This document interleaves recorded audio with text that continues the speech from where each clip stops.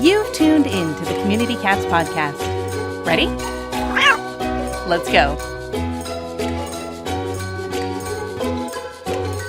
Welcome to the Community Cats Podcast. I am your host, Stacey LeBaron. I have been involved helping homeless cats for over 20 years with the Merrimack River Feline Rescue Society. The goal of this podcast is to expose you to amazing people who are improving the lives of cats.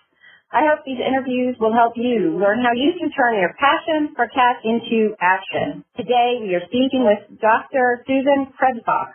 Dr. Krebsbach, affectionately known as Dr. Susan, has always had a passion for animals, but her initial career path did not lead her to veterinary medicine. After graduation from the University of Wisconsin in 1983 with a Bachelor of Science in Industrial Engineering, she started out as a systems engineer for the IBM Corporation. Dr. Susan decided to turn in her briefcase for books and started veterinary school at the Ohio State University in 1991. She felt that this would provide a perfect opportunity to capture her passion for animals and encompass her business background. Because Dr. Susan feels that there is such a tremendous need to address the issue of animal behavior problems and how to prevent them, she opened a veterinary animal behavior consulting service, Creature Counseling, in October of 2000. Dr. Susan has been a champion for all animals, especially in the area of the ethical use of animals in education. She's been a veterinary advisor for the Humane Society Veterinary Medical Association since its inception in 2008, a professional veterinary organization dedicated to providing progressive animal welfare leadership for all animals and direct care opportunities for animals in need. In addition to a private practice and advisory role with the HSVMA, Dr. Susan is a veterinary consultant for Maddie's Fund, and she is also the founder and past president of the Dane County Friends of Ferals. She has also volunteered her services to several animal rescue organizations, and the list is so long, I can't even begin to go there. It's amazing, all of the acknowledgments you have received. So, Dr. Susan, welcome to the show. Thank you so much, Stacey. It's great to be here. You are our first guest from Wisconsin, so that is great. So I was wondering if you might share with us how you got the passion for animals bug and the love for community cats. Well, I think the passion for animals, I have to blame my mother. She's always had a always loved animals, and she raised, my father died when I was very young, and she raised 3 girls on her own, which was amazing, and she's always loved animals, and so all 3 of us have a real passion for them. And my interest in community cats really started, and this was before the term community cats was used, but it started back in around probably 2001, and this is at a time when, 78 to 100 million feral or community cats in the United States that was the estimate. And then if any of them were brought into shelters, the euthanasia rate was close to 100%. So what had happened, and it was kind of a funny story, is I was at one of the local shelters, and a friend of mine who worked there brought out some kittens. And, of course, everybody's oohing and ahhing over the kittens, and she pointed out to me that they came from a feral mom. And I said to her, well, what's going to happen to the mom? And even at this point, I knew nothing about feral cats. I said, well, she'll be put down. And I was like, no! That's when I just started feeling that we had a better option for this subset of really underrepresented cats. And so from that point on, I started working with other people that had a real interest in cats. And then when we started thinking about what's the most that we can do for our community, we realized that feral cats, or really community cats now, were being underrepresented as far as better options for their future. And so that's kind of how Dane County Friends of Ferals was born, is from that one experience and expanding out, and where we got several different volunteers that were interested in this process, and then we started the Dane County Friends of Ferals in 2001. Yeah, and reading the bio here in the introduction that you had sent me telling me more about the Dane County Friends of Ferals, it sounded like you had identified a certain area that had quite a few feral cats, and you decided to try and do something about that? Right. So what we felt was there were many animals that were being brought to the local shelter that were being considered feral, and so they were being put down. So what we started to do is to partner with that shelter, that we would take in any cat that they deemed as feral. So that's how it all kind of started. And so we would take them into and mostly then it was foster homes. And if the cats continue to not welcome human attention, we would find them an outdoor home with a responsible caregiver. If it turned out that they all of a sudden started liking attention, then we find them in indoor homes, the traditional adoption route. During this process, what we were realizing is that many cats were coming from certain areas. And so what we tried to do was then start a monthly spay-neuter clinic where these animals could be sterilized and then returned. So that's when we first started encompassing the whole idea of trap, neuter, return, or TNR. And so we started doing that on a monthly basis. Been doing it, I think we started probably soon after inception in 2001, but we haven't really been keeping track of the number of cats that we was probably in 2007. And so since that time, we've rescued well over 4,500 cats. We've adopted close to 4,300, and approximately a third of those have gone to rural homes. And we've sterilized over 5,700 cats since 2007, when we really started keeping track of everything. And so oftentimes it might be something like a community, like a trailer park, and they would keep the cats, but couldn't afford to sterilize them. So we would go and we would help them trap the cats, sterilize them, vaccinate them, and then we do the left ear test to identify that they've been sterilized from a distance, and then return them to their original site. Is this run all by volunteers? Almost. We used to until about 2008. It was 100% volunteers. And we have an extremely operational board, meaning that they get involved in the operations. What was so cool is then in about 2008, we were able to hire a part-time veterinarian. And then since then, we've been able to hire veterinary technicians. And then back last summer we actually hired our first director, who is full-time, and he does a fantastic job. His name is Colin Stenke, and he just does a wonderful, wonderful job for the organization. So we've been very blessed because we've had so many people that have supported us, not only with their time, which of course is so important, but also with their money. And one particular organization called the Borby Walsh Foundation, they have been the reasons why we were able to actually build our own facility and have been very supportive the entire time that we've been in operation. So it's excellent that you're able to reach out and get support from other forces, and that's important. And the most important thing that I find that's very hard with the smaller groups as they're growing is to be willing to ask for money and for donations and for help and help. Yeah. Our smaller groups get so wrapped up in all the stuff that we have to do, and we're not thinking about the fundraising part that we have to do to be able to keep our doors open every day or to be able to keep the traps going every day. With an operational board, your board had to go out and pound the pavement and ask for money. Right. You've been so blessed.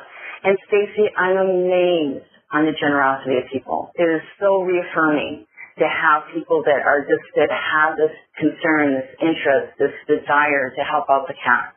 And these are cats that they probably never even see, but they understand the mission of the Dane County Friends of Ferals and want to support that.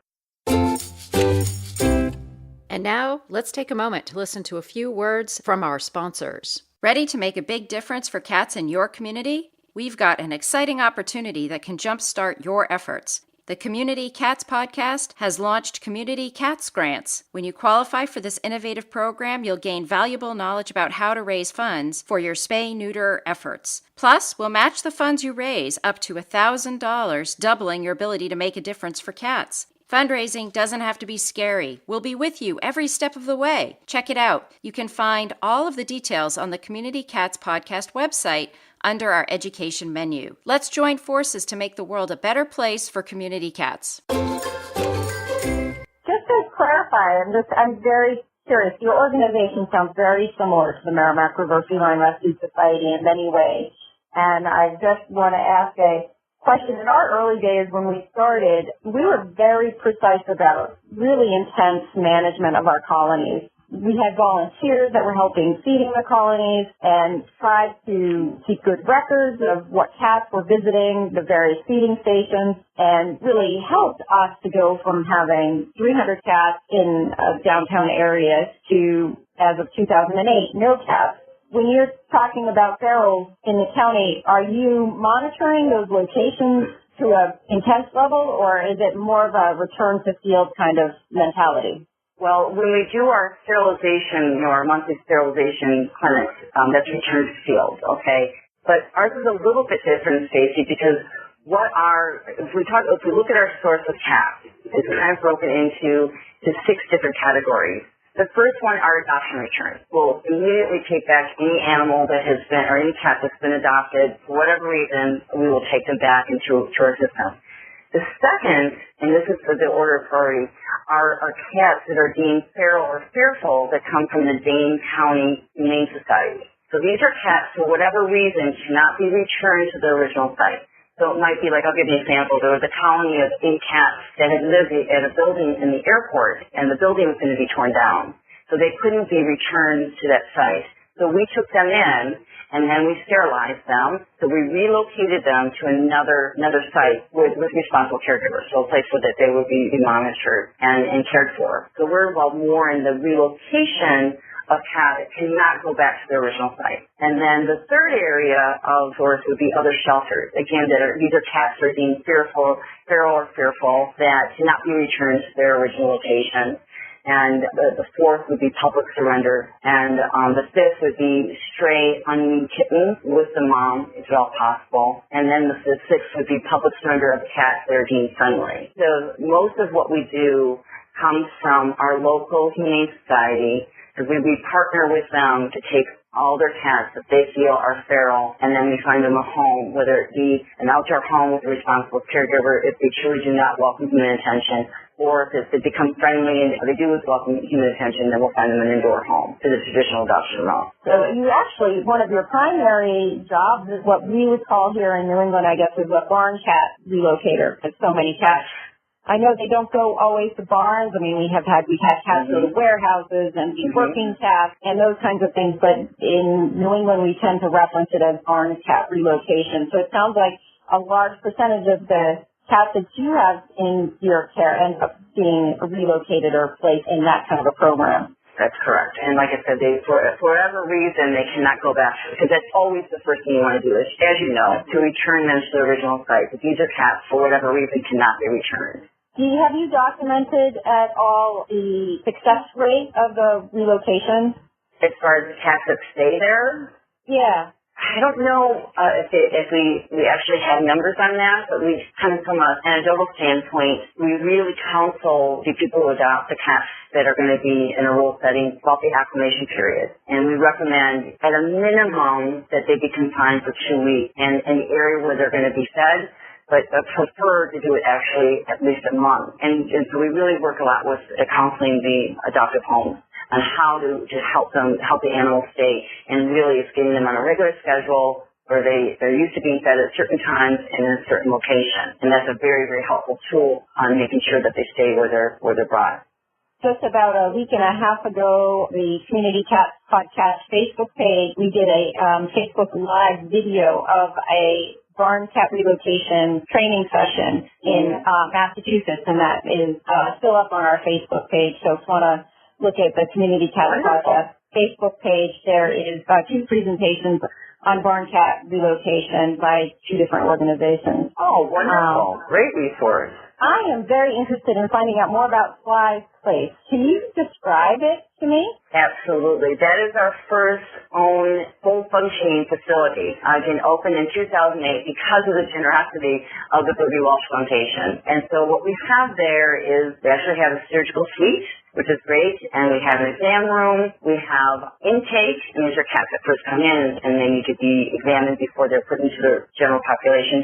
We have something called the well room, and these are cats that have been vaccinated, they've been sterilized, and they're waiting for adoption. We also have a room where we're dealing with treatment, so we call it the treatment room because they have some medical issues that we're dealing with. And then, of course, there's a small office a director has. What's so amazing about this, Stacey, we're just ecstatic to have this area. And, of course, we keep traps there and things like that. So there's some storage. But because our organization is growing so much, we're bursting at the seams.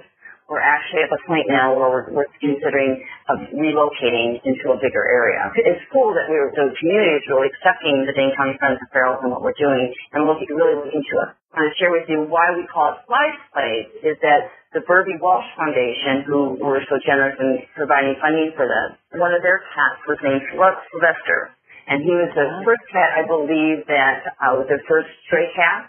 And he was had such an impact on their lives. When we built the facility, they asked, could we call it Size Place? And we're like, absolutely. And so what a tribute to this wonderful animal who not only did he make an input on his guardians, but now so many people in the Madison, Wisconsin area. In terms of the specific housing for the cats, is it a cageless environment for them, or how do you keep them as comfortable as possible? In the well room, it's a cageless environment. We use some cages as when we first bring them into the well room, so they get acclimated to that area. But once they have them, then it's a cageless environment. Now, for obviously cats are coming into intake because they have not been physically examined for any medical issues, and they're kept in a separate cage.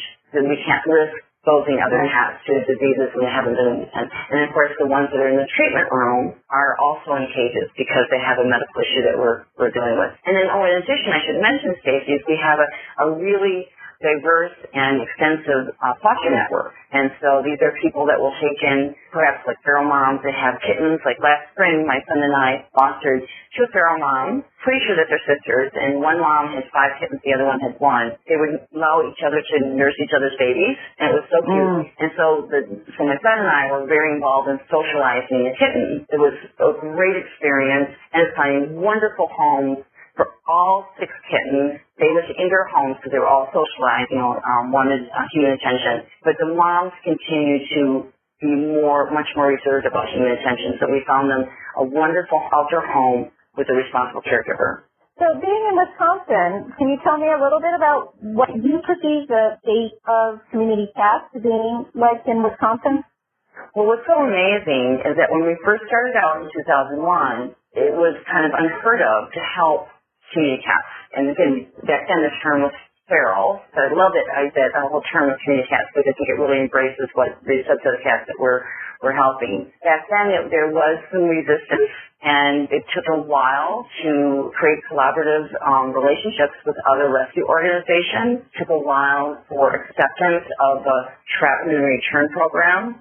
But it's something that we continue to do. And so what happened is that as our organization grew, so did our areas of concentration. So we started out as number 1 was to rescue and adoption of cats, both feral and friendly, because again, some of these cats that are deemed feral initially become very friendly down the road, and so we want them to go into their home.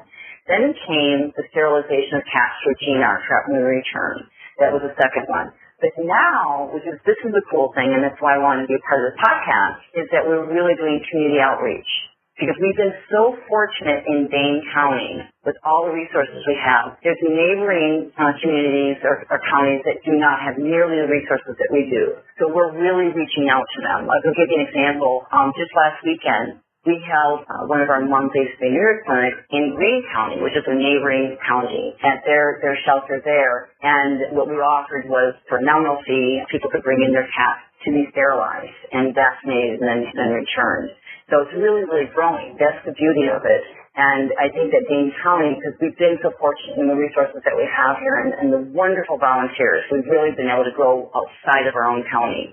And that's one thing that I find that happens when an organization is really successful sort of in their home territory. Then they are able to maybe not replicate everything that they do fully in another area, but yet they are able to provide support services. So like providing, mass style clinics, standing outreach, or having a transport go into the community. It's all so critical to not be like, okay, job done. We can just sort of stay where we are, because there's so much more that we can help with our neighbors.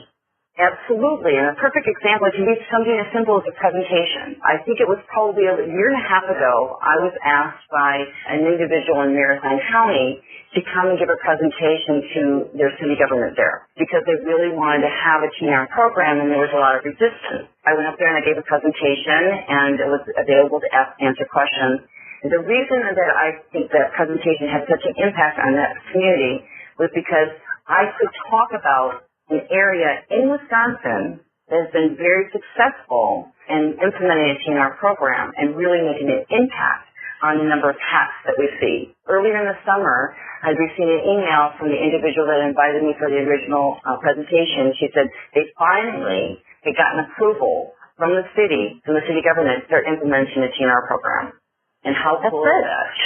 That is awesome. That's awesome. I love being able to help out like that. We've been so blessed here in Dane County. It's wonderful to help out our neighbors. And, with the right synergy and energy, every other county can have that positive energy, for community cats. And, just finding the leadership, the people with the passion, they can take it all so far. Nothing special of any of us. I mean, we all started as one individual person, and we asked for help, and we brought people together, and all of these people who all have this great passion to help community cats were able to scale up and do a lot for thousands and thousands of cats. So I want to thank you and all your volunteers who are involved with helping the community cats in Dane County. If there are people interested in finding out more about the Dane County Friends of Ferals, or if they want to ask you any questions, is there a way for folks to reach you? The best way is to go to the Dane County Friends of Ferals website, and that's daneferals.org. So Dane is D as in dog, A as in apple, N as in Nancy, E as in Edward, and then Ferals, and it's all one word, F as in Frank, E as in Edward, R as in Robert, A as in apple, L as in Mary, S as in Sam.org. And we just have a pretty new website. We upgraded from the one we had previously, so that would be the best place to go. Dr. Susan, is there anything else you would like to share with our listeners today? One of the most memorable things happened to me in the summer of 2014, and I want to share this with your listeners because I want people to feel like if you have a desire to work in this area, you can. Back in 2001, when we were Dane County Friends of Ferals was just being formed, we kind of joked, and the board of directors, we were sitting around putting together our bylaws and stuff like that, and we were sitting around Cheryl Velaz's kitchen table, and I'll never forget this, and we started joking. Wouldn't that be great if we had a waiting list for feral cats? And in 2014, it happened. What had happened is that we had this whirlwind adoption event, that was through the Maddie's Pet Adoption Days, and we were able to find homes for over 153 cats in one weekend. And because of that, we ended up having this waiting list. And originally, I thought it was only 3 cats. And then when the president, Alison O'Hara, pointed out to me, oh, no, Susan, it's not 3 cats, it's 6 cats. And I was ready to do cartwheels down the road. I couldn't believe that we actually had a waiting list for feral cats. And that was probably one of the most memorable experiences that I ever had in my whole lifetime. It was something that I never thought was going to be possible. And it happened. And it was actually through using a very traditional adoption-oriented, the Maddie's program, I thought my understanding is correct, it was almost like it's a big, huge adopt-a-thon weekend, correct, right? That they concentrated on one weekend, and essentially you're waiving the adoption fee. And the idea, of course, is that by doing that, and people still contribute, and they still donate and things like that, but you waive the adoption fee, and then you're able to find homes for more animals that way. And so we had this whirlwind event. It was because of Maddie's Fund, bless their heart, that were supportive of that. But I never thought that this dream of having a waiting list for feral cats would ever happen. And it did. And it did. Well, Dr. Susan, thank you so much for sharing that story. And those kinds of stories, they almost bring tears to my eyes, to be honest, because I get kind of choked up every time I tell the story. So I want to thank you so much for agreeing to be a guest on the show, and I hope you'll be willing to join me again in the future. Anytime, Stacey. Thanks for listening to the Community Cats Podcast. If you could go to iTunes and review the show, we'd really appreciate it. When you do, take a screenshot of your review, go to communitycatspodcast.com/review and enter your information, and we'll send you a t-shirt. While you're there, don't forget to check out all the ways you can support the content you're passionate about. Thanks, everyone.